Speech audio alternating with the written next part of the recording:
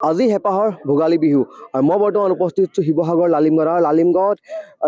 ইয়াত মেজি প্ৰজ্বলন কৰিলে বৰ্তমান মেজি প্ৰজ্বলন কৰা হৈ গ'ল আৰু ইয়াত আহি পেলাই উপস্থিত হৈছে শিৱসাগৰ বিধায়ক অখিল গগৈ নিশা আপোনাৰ ইয়াৰ যিসকল যুৱকবৃন্দ আছিলে সেইসকলে আপোনাৰ ইয়াত এটা ভেলাঘৰ নিৰ্মাণ কৰিলে আৰু ভেলাঘৰ তেওঁলোকে থাকিলে আৰু পুৱাই আপোনাৰ তেওঁলোকে ইয়াত শিৱসাগৰ বিধায়ক অখিল গগৈ আহি পেলাই ইয়াত মেজি প্ৰজ্বলন কৰিলে আৰু আমি তেওঁৰ পৰা জানিব ভাল লাগিলে আচলতে মেজি যিটো আচলতে আপুনি আগতে চুৰ কৰিছিল নেকি মেজি আগতে হয় গোটেই ৰাতি আমি ভেলাঘৰত থাকো আৰু ভেলাঘৰত থাকি গাঁৱৰ জেওৰা চুৰ কৰি অনা শাক পাচলি চুৰ কৰি অনা হাঁহ কুকুৰা চুৰ কৰি অনা নাৰিকল চুৰ কৰি অনা এইটো বৰ ফূৰ্তিৰ কাম সদায় কৰিছিলো প্ৰত্যেক বছৰে এইবাৰ কৰা নাই বাৰু কি ক'ব শিৱসাগৰবাসীৰ প্ৰতি মোৰ আহ্বান এইটোৱে যে সকলো ৰাইজ শান্তি সম্প্ৰীতিৰে থাকক আৰু এইবাৰ শিৱসাগৰবাসী ৰাইজৰ উন্নতি হওক আমাৰ প্ৰগতি হওক শিৱসাগৰৰ উন্নয়ন হওক অখিল গগৈ এবাৰ এয়া আছিলে অখিল গগৈ আৰু পুনৰবাৰ ক'ব বিচাৰিছো ইয়াৰ আপোনাৰ মেজি দুটাকে মেজি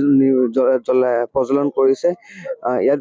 বহু সংখ্যক লোকৰ ইয়াত ভিৰ কৰে পৰিলক্ষিত হৈছে আৰু আমি আৰু বেলেগৰ পৰা ইয়াত ভাষ্য ল'ব চেষ্টা কৰিম যে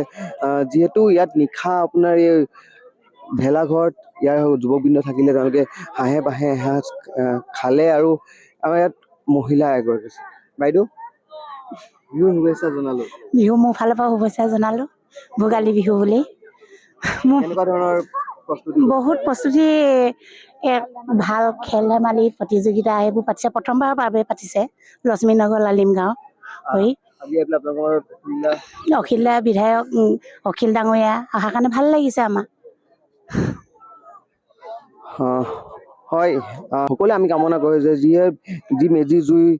ডাঙৰকে জ্বলিছে ঠিক সেই ধৰণে আপোনাৰ ইয়াত যি আমাৰ বেয়া চলি আছে বা যিখিনি বেয়া হৈ আছে এই দেশখনত সেইবোৰ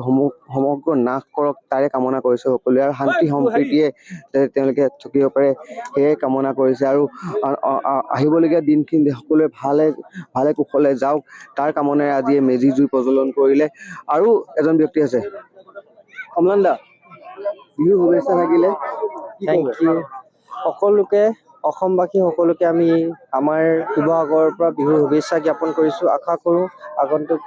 সময়ত সকলোৰে ভাল হওক আৰু অসমলৈ শান্তি সম্প্ৰীতি সকলো আমি বজাই ৰাখিব পাৰোঁ আৰু সেই তাৰ শান্তি সম্প্ৰীতিৰ মাজেৰে অসমখনৰ উন্নয়নৰ বাবে কাম কৰি যাব পাৰোঁ আৰু ইয়াৰ লগতে আমি সকলোকে অসমবাসীকে আমি বিহুৰ সুলভ পৰা শুভেচ্ছা জ্ঞাপন কৰিলোঁ ধন্যবাদ জয় হয় সকলোৱে এটাই কামনা কৰিছে যে শান্তি সম্প্ৰীতি অতীত থাকক আৰু শিৱসাগৰৰ যি পৰিৱেশ আছে সেই পৰিৱেশ আমি আপোনাক দেখাবলৈ যত্ন কৰিছোঁ আৰু ইয়াত আহি পেলাই অখিল গগৈ উপস্থিত হৈছিলে সেয়া আমি আপোনাক দেখাবলৈ যত্ন কৰিছোঁ আৰু এই ধৰণে আপোনাৰ ইয়াত বিহু উদযাপন কৰা হৈছে যিকোনো খবৰৰ বাবে যোগাযোগ কৰক আমাৰ এই নম্বৰত